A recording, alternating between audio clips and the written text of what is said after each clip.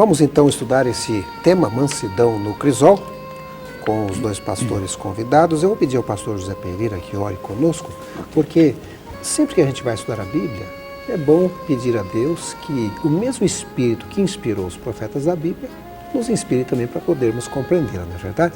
Pastor José Pereira. Vamos lá. Grandioso Deus, a nossa gratidão pela oportunidade de mais uma vez estudarmos a Tua Palavra. Sim. Pedimos a unção do Espírito Santo, sabedoria dos altos céus, compreensão divina, para compreendermos a Tua vontade revelada nas Escrituras Sagradas. Amém. Use-nos como instrumentos Teus, abençoa os nossos telespectadores, que o Senhor possa estar com cada um, abrindo-lhes também o entendimento e a compreensão, para que o crescimento espiritual seja o melhor possível. Perdoa-nos naquilo que temos errado, dirija-nos agora, colocamos-nos em Tuas mãos e oramos agradecidos no nome de Jesus. Amém. Amém. Muito bem. Mansidão. Pastor Heber Mascarenhas, afinal de contas, o que é mansidão? Mansidão, eu creio que é aquela capacidade que você tem de manter o seu autocontrole, dentro do nosso contexto da Bíblia, talvez manter a sua fé, mesmo diante de provocações ou situações difíceis, né, que às vezes sobrevêm à nossa vida. E não é fácil ser manso, hein? É uma das virtudes mais difíceis de serem cultivadas, né, no nosso caráter. Mas está aí o nosso desafio, né, pastor João? É verdade. Eu admiro, inclusive, mesmo não pensando na parte religiosa, alguns homens públicos que têm uma paciência tremenda com certos repórteres da televisão, né, pastor? É verdade. Impressionante. Agora, tem uma outra... O que não Sim. quer dizer que são mansos, né, pastor? Exatamente. Seguro e poder está ali pronto a explodir, né? Agora, também tem a palavra humildade. Muitas vezes as pessoas falam, mas mansidão é a mesma coisa que humildade? É diferente? Como é que é isso? Humildade é um sinônimo? Como é que é, pastor?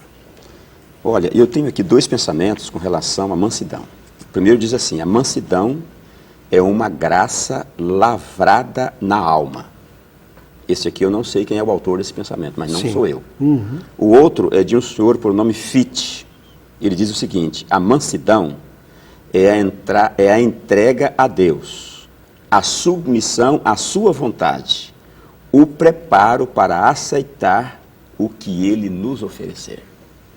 Então, mansidão é submissão à vontade de Deus, segundo esses dois pensamentos que eu acabo de ler. Submissão à vontade Submissão de Deus. à vontade de Deus, Mesmo porque que- isso nos predispõe a aceitar aquilo que Ele nos oferecer. Mesmo que a vontade de Deus não é aquela que a gente gostaria que E fosse. né? nem sempre é, né, pastor? Exatamente. Bom, por isso que alguns fazem a pergunta, qual a relação entre sofrimento e mansidão, né? Porque às vezes a pessoa tem que sofrer e manter ali a calma. E nós temos aqui um título interessante, Pão Quebrado e Vinho Derramado. E é um pensamento aqui de um escritor chamado Oswald Chambers. O que a gente pode pensar sobre esse pensamento? Ou seja, pessoas que foram quebradas, pessoas que tiveram sua vida derramada no tempo que viveram por aqui, pastor Mascarenhas. Bom, às vezes a vida nos prega algumas peças, né? E às vezes nós somos literalmente quebrados, né? E Jesus, eu acho que foi o maior de todos os exemplos nesse sentido. Ele sofreu e sofreu muito, injustamente até, né? Mas ele manteve a sua mansidão, ele manteve essa virtude tão importante, a ponto de dizer, até orar pelos seus inimigos, né? Pai, não tenha, não... Eu me esqueci da frase. Seria o inputs? Não lhes imputes esses pecados, Uma palavra né? que é usada pouco. Né? E Jesus, ele orou até pelos seus inimigos naquele momento que ele estava sendo quebrantado, quando o seu sangue estava sendo derramado, ele orou por aqueles que estavam lhe crucificando. E o normal, num caso como esse, era fazer igual o mau ladrão, chamado assim, né? Ou seja, praguejar, xingar. Praguejar. Mas Jesus não, ele manteve a sua a sua compostura, a sua fé, a sua mansidão, a sua confiança em Deus, essa ligação com Deus é que lhe deu força para ter esse comportamento naquele momento. E a Bíblia, pastor Pereira, fala de Moisés também, que era um outro homem que tinha uma mansidão tremenda, né? Exemplo de mansidão, pastor. Aliás, a Bíblia fala que ele foi o homem mais manso que já viveu nessa terra, claro, excetuando Jesus Cristo, até porque ele era um tipo de Cristo. Então, a vida de Moisés foi pautada por verdadeiras demonstrações de mansidão. Mansidão, porque a mansidão se revela, como o pastor Mascarenhas ressaltou, é na hora da adversidade, né? Sim, sim. Ser manso em circunstâncias agradáveis não há nenhuma dificuldade, né? Agora, quando as coisas começam a acontecer ao contrário do que nós gostaríamos e esperávamos, então aí é nessa hora que a mansidão realmente torna-se uma virtude patente e, por que não dizer, necessária também. E não é fácil, né? Eu não sei, o pastor José Pereira, de que região do Brasil o senhor é? Eu sou de Goiás. Goiás. Bom, Goiás, né, nem tanto, mas, por exemplo, o pessoal do Nordeste é um pouco mais bravo, né? Eu até brinco com um amigo meu que é de Alagoas, eu falo assim, olha, você é bravo, né? E eu falo assim, eu nasci lá, né? Eu falei, olha, ainda bem que Jesus nasceu em Alagoas, senão eu estava perdido, né? Eu brinco com ele. Mas a mansidão não é só lá, porque quando alguém realmente pisa no seu calo, é complicado você manter firme ali, né? E quando Deus quer que você seja um exemplo, como o caso aqui de Ezequiel, que Deus queria usar Ezequiel, pastor Mascarenhas, como um exemplo para o povo ali dos israelitas, o povo de Judá que estava ali na Babilônia, e agora ele teria que perder a esposa e nem chorar. Que prova dura, né? E ele amava a esposa. Sim, sim. Né? E Deus lhe deu essa ordem proibindo literalmente de prantear a sua esposa amada. E ele obedeceu. E que ordem difícil essa para ser obedecida. Mas a sabedoria, ela recomenda que obedeçamos à voz do nosso Deus, mesmo quando não compreendamos todas as razões de determinadas ordens que Deus nos dá, orientações que Deus nos concede. Aí está a verdadeira sabedoria, né? Exatamente. Existem inclusive algumas ordens que a gente vê na Bíblia, que Deus deu, que parecem ser ordens assim, sem sentido. Por exemplo, diga ao povo que marche. Um mar na frente tremendo, vai marchar não para fazia onde? sentido naquela época. Exatamente. Rodear Jericó, né? Esperando que o muro viesse a cair, né? Pois é. E pode gritar à vontade que não derruba fácil o muro, não, né? Com certeza. É que o poder de Deus estava ali. Mas aí que entra o papel da mansidão. O manso, ele aceita a vontade de Deus para ele, as ordens de Deus, ainda que elas pareçam as mais absurdas, não é? Como no caso de Moisés. Exatamente. Marcha com o mar diante de você. Se não fosse um homem manso, não teria acatado a ordem de Deus. E a recompensa da mansidão é sempre boa, né? Deus, ele sempre vai fazer coisas boas. E tem até uma promessa, né? Como nós lemos no verso áudio, os mansos vão herdar a terra no final. Exatamente, uma das bem-aventuranças, né? Exato. Além do que, são felizes, né? Bem-aventurados. Sim. Então, felizes são os mansos. Agora, já que falamos em Moisés, no livro de Êxodo, no capítulo 32, nós vemos ali o povo de Deus se afastando do ideal de Deus e fazendo um bezerro de ouro. E Deus decide então, na verdade a decisão de Deus não era aquela, mas ele fala para Moisés, olha, vamos fazer o seguinte, vamos acabar com esse povo, que esse povo aqui não tem jeito não. E aí começo de novo do zero com você, não é? E a gente via aqui Moisés intercedendo pelo povo, pastor Mascarenhas. E o povo era ruim, hein? Pelo menos assim parecia. O povo merecia realmente, de acordo com o procedimento do povo, deixando o seu Deus de lado, que os tinha orientado, que os tinha feito atravessar pelo Mar Vermelho. Não é todo dia que isso acontece, né? Foi uma tremenda manifestação de poder e providência em favor daquele povo. Sim. E de repente eles esquecem do seu Deus e se voltam para os seus ídolos. Foi um pecado grave, uma rebelião séria. E Deus então propôs a destruição. Mas Moisés, ele desejou interceder pelo povo e o fez. E o fez com sucesso. Então, aqui mostra a importância da intercessão. Eu até acredito que Deus estava querendo provar Moisés.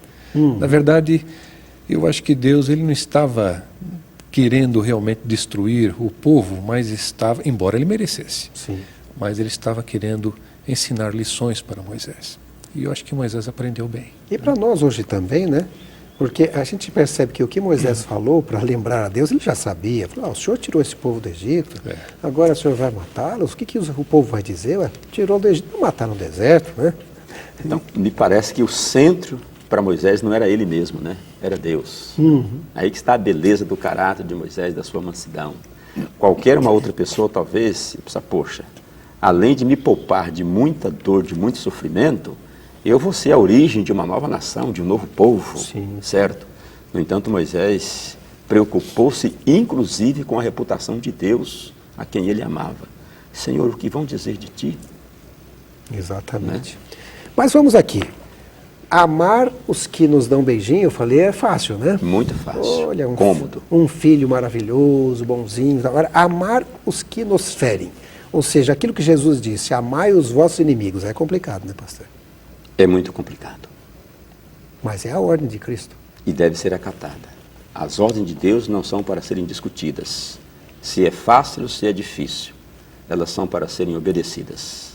Então nós precisamos, de uma forma ou de outra, aprender, com o exemplo maior, que é Jesus Cristo, amar os nossos inimigos. E eu fico pensando, na época que Jesus viveu, que os romanos dominavam a região ali, já pensou? Um romano desce ali do...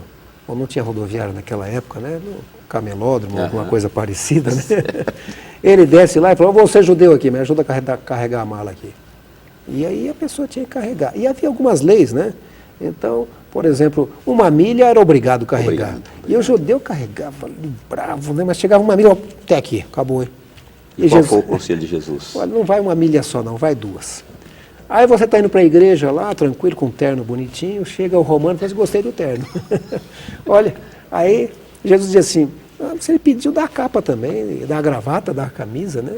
Agora, por que, pastor Jonathan, um conselho desse? Não parece um conselho assim meio que estranho, difícil de ser acatado? Então, Jesus ia contra tudo aquilo que eles pensavam, né? Revolucionário, né? Sim, porque eles pensavam, inclusive, que Jesus, como Messias, ele teria que vir e quebrar esse jugo. Agora ele vem dar a impressão que quer colocar a pessoa debaixo de um jugo até pior. Complicado. Acontece, no caso da milha, se o judeu andasse apenas a primeira milha, ele estaria se limitando, ainda que a contragosto, a cumprir com a sua obrigação legal. Indo, porém, a segunda milha, de livre e espontânea vontade, ele demonstraria possuir uma liberdade interior que seguramente desarmaria o romano autoritário. Alguém diz que a primeira milha está no plano do dever, mas a segunda está no plano do amor. E que o dever obriga, porém o amor constrange. E é por isso que Paulo diz que o amor de Cristo nos constrange, não nos obriga a nada, mas nos constrange a amarmos, inclusive, os nossos inimigos.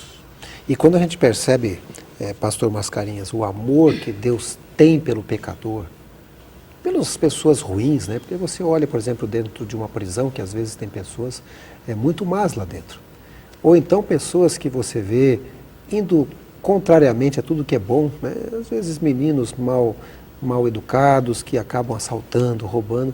E a gente sabe que Deus tem um amor especial por essas pessoas também, apesar da sua maldade. Sem dúvida nenhuma. O amor de Deus é muito grande, né, pastor Jonathan?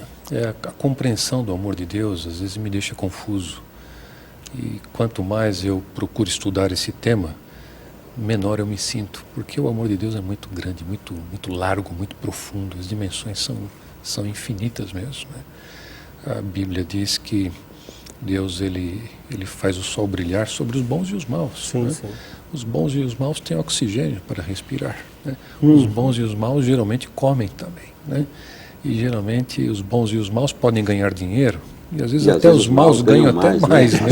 Eu ia falar isso, leu o meu pensamento. Então, o amor de Deus é muito grande, Deus é muito generoso, né? E Ele nos ama apesar de, como humanidade, estarmos ferindo os sentimentos do nosso Deus continuamente. Apesar de termos ferido a Jesus com os nossos pecados, Deus nos ama. Então, falar sobre esse tema me faz me sentir muito pequeno, né? E muito humilde, né? porque Deus ele é realmente muito grande em amar, muito generoso. Agora, tem um detalhe também, né?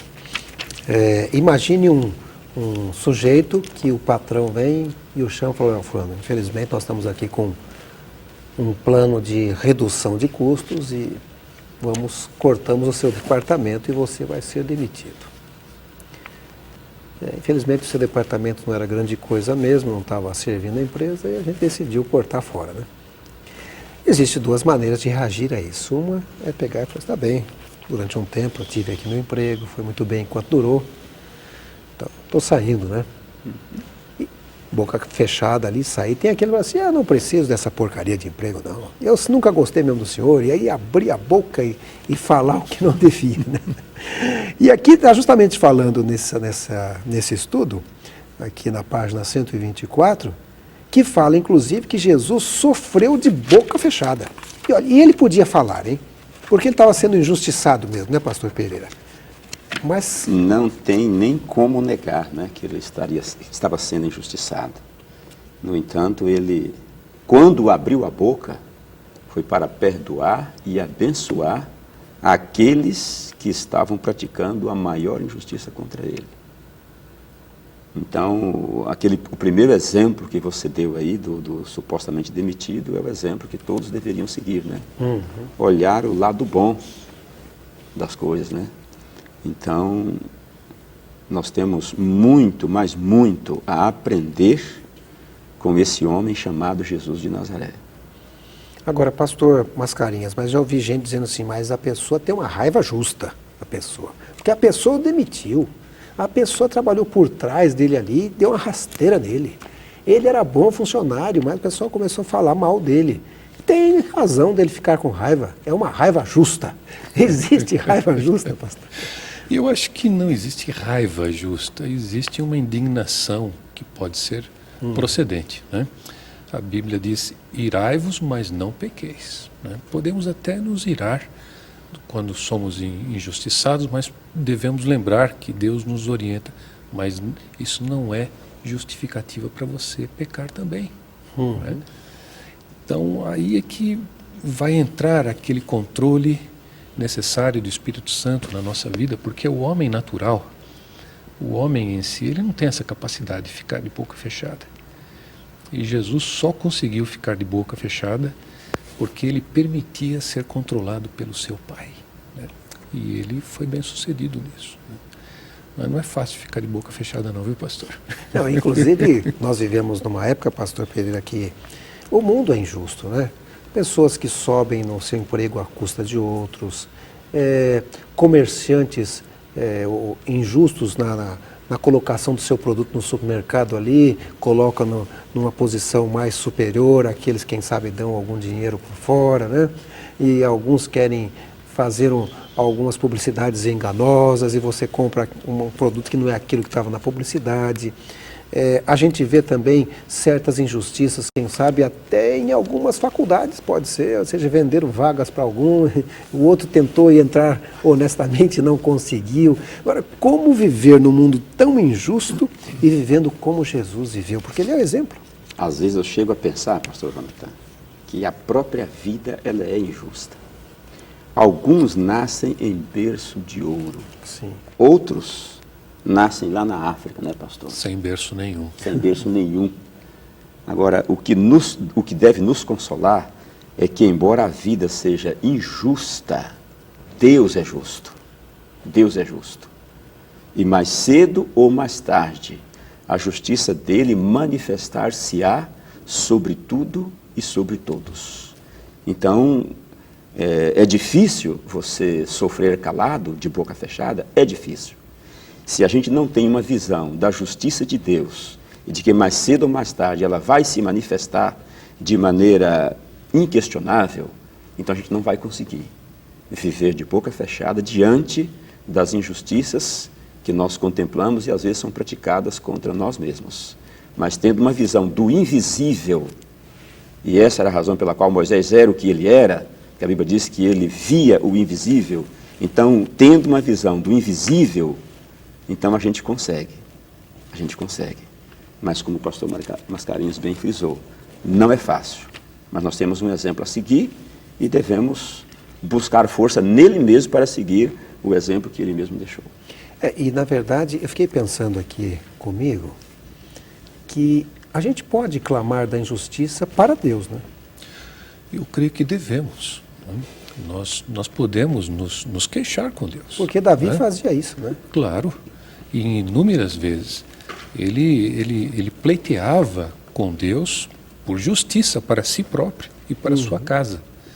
E essa é a melhor maneira de se reagir contra a injustiça. Bater naquele que está fazendo a injustiça, se vingar. Né? Às vezes essa é a vontade que nós temos, Sim, não é isso? é. Mas não é essa atitude mais sábia. Nós devemos clamar a Deus e expor o caso a Deus e pedir justiça ao nosso Criador. E os resultados são sempre melhores do que quando tomamos a justiça em nossas próprias mãos. Eu lembro, por exemplo, até lembrei aqui do texto de Isaías, capítulo 41, no verso 21, aonde Isaías, o próprio Senhor diz assim: vinde e apresentai a vossa demanda. O que você está precisando? Falou: Senhor, esse sujeito é muito ruim, ele está me causando um monte de injustiça, e eu estou aqui quietinho, mas quase não estou aguentando. Né? Então Deus está dizendo para a gente apresentar a demanda diante dele, né, pastor? Bom, já falamos aí sobre o sofrimento calado, né? E agora nós temos aqui um tema interessante. Eu acho fantástico essa figura. Cristo como nossa rocha, como nosso refúgio. Fale um pouco sobre isso, pastor Mascarenhas. É gostoso falar sobre isso, né? Nós vivemos num mundo complicado, né, pastor? Vivemos num mundo difícil e tantas ameaças, tantas injustiças e sofrimentos. E é bom saber que nós temos um lugar de refúgio. É bom saber que nós temos um lugar onde podemos encontrar alívio para os nossos sofrimentos. E esse lugar é justamente aos pés de Jesus. Eu ouvi numa música recentemente que dizia assim, que o melhor lugar do mundo é estar aos pés do Salvador. Então, não existe lugar melhor do que esse no mundo, né? Mesmo que estejamos no meio de um terremoto, mesmo que estejamos no meio de uma revolução, mesmo que vivamos num mundo ameaçador, nós sabemos que quando oramos, quando nos achegamos ao nosso Salvador, nós podemos ter aquele lenitivo, aquele alívio, podemos suspirar, né?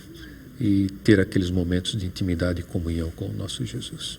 Inclusive, pastor José Pereira, eu creio que na sua igreja também, o senhor tem promovido o que foi chamado aí de 40 madrugadas com Deus, mas na verdade é assim, todo o tempo possível. A vida toda com Deus, né, pastor? Mas realmente quem adota esse tipo de atitude, que é o estilo de vida, a pessoa levantar um pouquinho mais cedo para orar, ter comunhão com Deus, muda a pessoa, não muda? Muda por completo. Não muda só a pessoa, muda o ambiente que ela vive, muda as pessoas que vivem ao seu redor. Agora temos que ter muito cuidado, pastor. Esse título desse assunto aqui, Nossa Rocha e Refúgio, que é Jesus, me faz lembrar as cidades de refúgio do Antigo Testamento relatadas no livro de Números. Sim. Então, as cidades de refúgio, elas cumpriam com esse papel de serem refúgios mesmo, de alguns tipos de crimes, de erros cometidos contra pessoas. E havia ali um detalhe muito interessante. Se o culpado conseguisse entrar na cidade de refúgio antes de ser alcançado pelo vingador, ele estaria salvo. Porém, o vingador não podia entrar na cidade para se vingar, mas ele podia oferecer algum tipo de atrativo para que o indivíduo, o suposto culpado, saísse da cidade de refúgio. E aí era onde ele poderia aplicar a sua vingança. No nosso caso, espiritualmente falando, é a mesma coisa. Então é muito fácil, esse projeto mesmo que você muito bem citou, das 40 madrugadas, que na verdade deveria ser a vida toda de comunhão com Deus, é muito fácil a pessoa começar e desistir. E essa é a estratégia do inimigo. Ele não pode nos atacar quando nós estamos na nossa cidade de refúgio, que é a nossa comunhão com Deus. Mas ele pode nos atrair e nos tirar dessa cidade de refúgio para então nos pegar. E é o que normalmente acontece. Então, a oração é como se fosse uma espécie de arma contra o inimigo. E poderosíssima. Eu não diria uma espécie, é uma arma. E super poderosa contra o inimigo. E é uma arma que está à disposição, não nos custa nada, mas às vezes nós usamos muito pouco. Nós vemos aqui nesse Salmo 62, verso 1 a 8, onde também o salmista, ele coloca algumas frases. Eu destaquei a seguinte: a minha alma descansa em Deus. Então alguém fala, você está sendo injustiçado. Eu falo, não, mas olha, estou descansando em Deus, Ele vai resolver isso aí. A outra eu coloquei aqui, dele vem a minha esperança. Mas o que eu achei interessante é, confie nele em todos os momentos. Ou seja, o cristão verdadeiro deveria ter a sua confiança plena, total, a todo momento, a toda hora em Deus, mesmo quando está em situações adversas. Eu não sei como é que foi o período que o senhor passou na África, se teve momentos de perigo ou não. Como é que foi? Porque quando vai para um outro país, eu imagino que a pessoa, um país assim, que não é igual ao nosso, ou os países ocidentais, alguns são parecidos ou equivalentes, mas a África acaba sendo alguns países totalmente diferentes, né?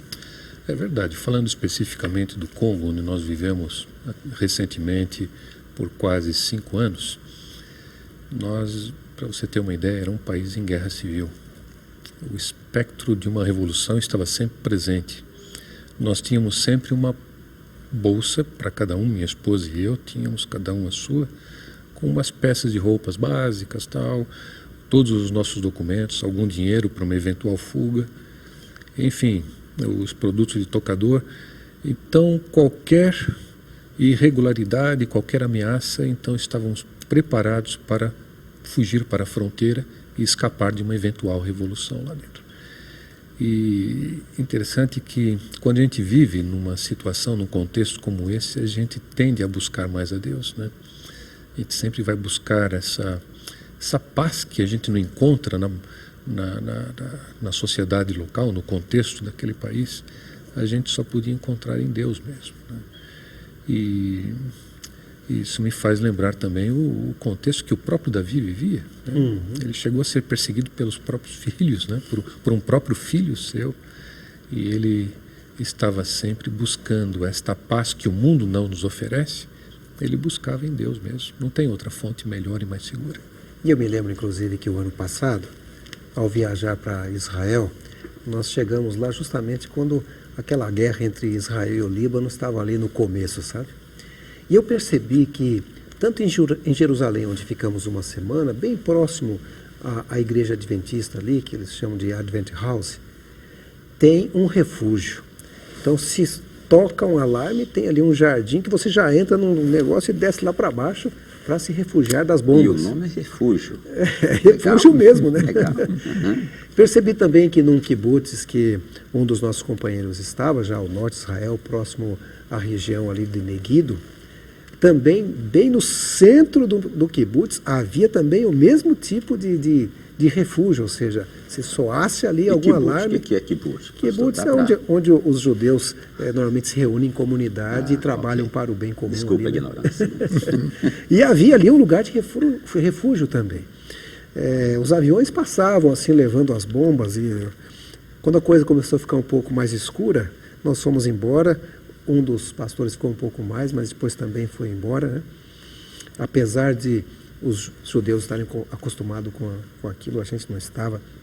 Mas a gente percebe, por exemplo, que é necessário refúgio em tempo de guerra. E nós estamos em tempo de guerra. Ou seja, estamos vivendo nos últimos dias, né? Eu gostaria de deixar agora livre a vocês para mencionarem um pouco do que tiraram de lições nesse estudo que fizemos hoje, Mansidão no Crisol. Pastor José Pereira, tenha uns 2 minutos para... Ok, e eu quero pegar, pastor Renato, justamente a deixa do pastor Mascarenhas. Quando ele falou que quando a gente vive em situações adversas, a gente acaba buscando um pouco mais a Deus. Talvez seja por essa razão que Deus permite que a gente se encontre em situações adversas para que a gente possa buscá-lo com um pouco mais de intensidade. Sim. Eu ouvi uma vez uma definição de fé. E a definição diz o seguinte: fé é transferência de confiança. Então, quando todas as coisas falham, pastor, a gente tende a transferir a confiança daquilo que falhou para quem? Para Deus, porque Ele nunca falha. Então, que os nossos telespectadores e que todos nós também possamos, em todos os momentos, transferir sempre a nossa confiança para aquele que nunca falha, que é Deus. Pastor Heber Mascarenhas, o que o senhor destacaria ainda do que estudamos no estudo de hoje? Pastor Jonathan, eu gostaria de deixar para os telespectadores a certeza que Deus ele vai estar no crisol da nossa vida. O crisol é um lugar quente, né? Onde se esquenta metais. Esse mundo é quente mesmo. Esse mundo é perigoso, ameaçador. Mas é nesse mundo que nós devemos exercitar a mansidão diante de provocações, diante de situações difíceis, exercendo a nossa confiança em Deus. Se fomos injustiçados, vamos orar a Deus. E a atitude mais nobre de todas é fazer como Jesus fez. Pai, perdoa-os, eles não sabem o que fazem. Né? Vai te fazer bem para você. Deus vai te abençoar por isso. Né? Então vale a pena ser manso, embora não seja fácil para nós, mas vale a pena. Que Deus abençoe a todos, que possamos todos encontrar a verdadeira mansidão que procede de Deus.